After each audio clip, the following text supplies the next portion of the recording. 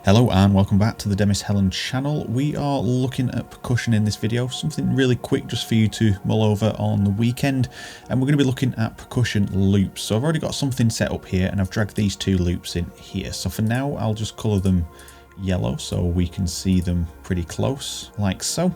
And at the moment it's just on the beat, so this is what we have without any of this percussion in yellow on.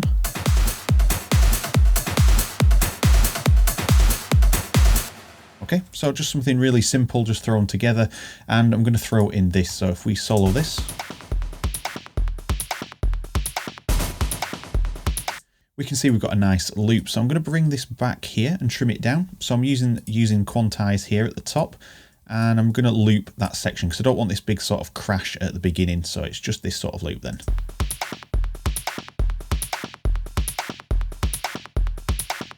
But then with this one, I'm going to offset it. So I'm actually going to take out that first portion. And it's still playing at the same time, but I'm going to shift that back now. So just 1/16.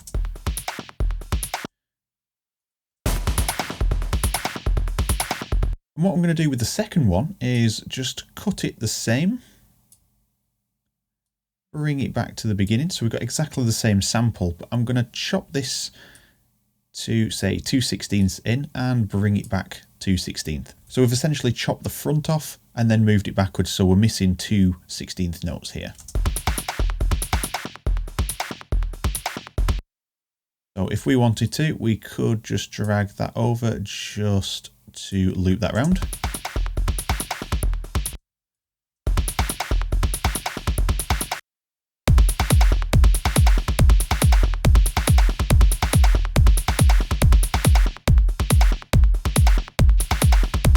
That's just one idea. We could shift it so it's not 2/16 over and just 1. You're getting the idea. We can shift this around and get some different ideas going. So I'm going to bring this back to about there.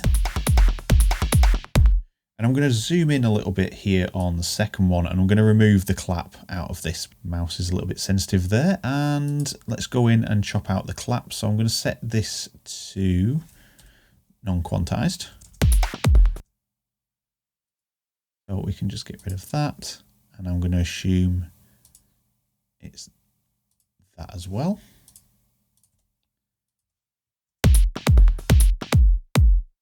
So we now have a 16 chopped out. So I'm just going to neaten it up by turning quantize back on. Just make sure these are snipped up nicely. So thing to watch out, you're going to get clicks and pops here. So we can do some manual fades or we can do some cross fades. And I think we'll do a cross fade, which is going to sound a bit better. But what I'm going to do is grab this first and drag it back. And you can see it's joined these together now into 16th. I'm just going to make sure that's trimmed. But you can see we've got a bit of that clap coming through there. So I'm going to turn off quantize just so I can remove that. And then I'm going to bring this back and join it in here. And you can see a crosshatch area appears, and that's fine. That just means the two samples are overlapping. But if we select both and on Cubase just hit X on the keyboard, it'll put a crossfade in for us. So I'm going to do the same over here. Just chop that little bit of clap out, quantize back on, bring this back, and then fade that in manually. Select both and hit X to crossfade them. And then for now, I'll just bring this in here. Let's just do something like that. So there's just a bit of a crossfade at the end, and then I'll bring that back in.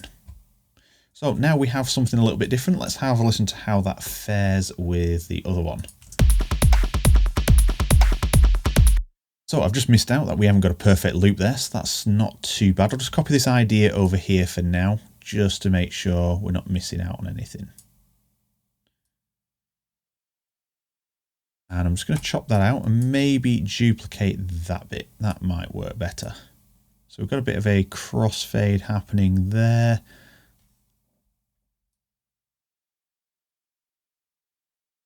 Just make sure we've definitely got them crossfading properly. Let's have a listen to that. And let's do a full repeat.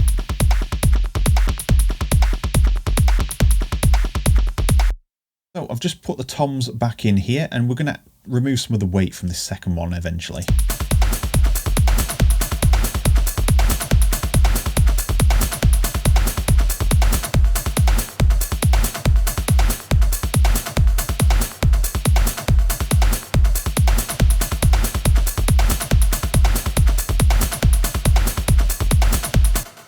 So you can hear that is pretty effective. I'd probably make a few tweaks, but for the sake of the tutorial, this is going to be fine. Just remove that one, and we're going to focus on this.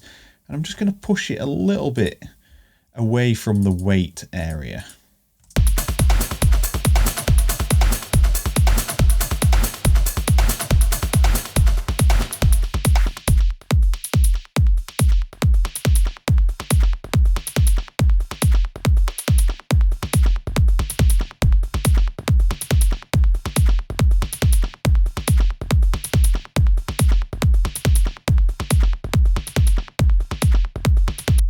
What I'm trying to do there is just take off some of the shine of that to push it back in the mix a little bit, and then this section is to just remove some of the weight from that sample so it's not too imposing.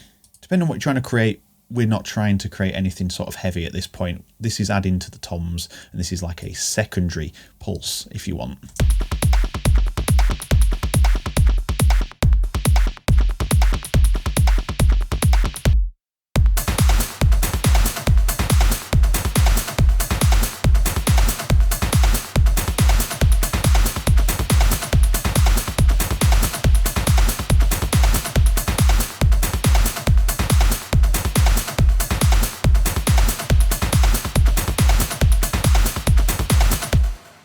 And you can hear that is a very nice additional touch.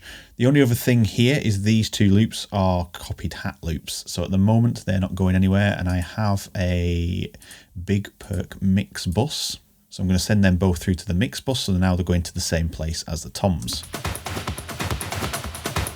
And then we can do some balancing here if we want them more prominent.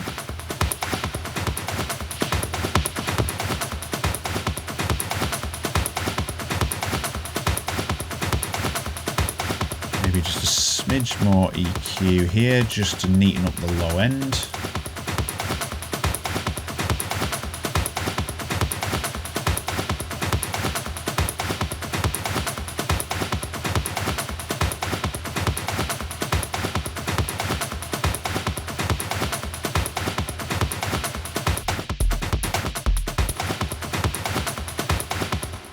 Then from there, these may like a little bit of saturation on there as well. So if I have Saturn 2 to hand, we're just going to go into the colour, and I'm just going to put on, if I can see it there, Saturato colour.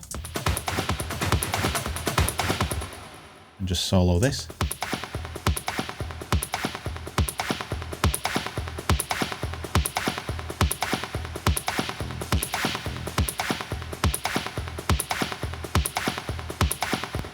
I'm going to cheat here and just put both of them on the same thing there.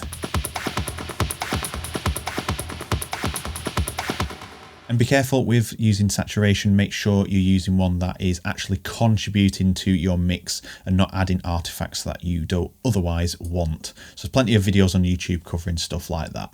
And there we have it, we have our percussive layer. So if we go back and focus on the rest of the mix, I've got a few leads in here, there's nothing really major happening at the moment. In fact, let's just unsolo everything, unmute this lead.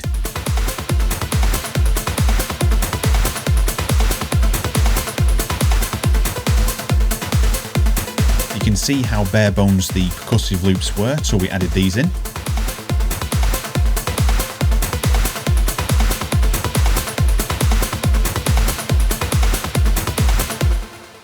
And then with a bit of bass, totally unprocessed, this track is sort of in the works. These are just getting the sounds together, making sure everything works nicely.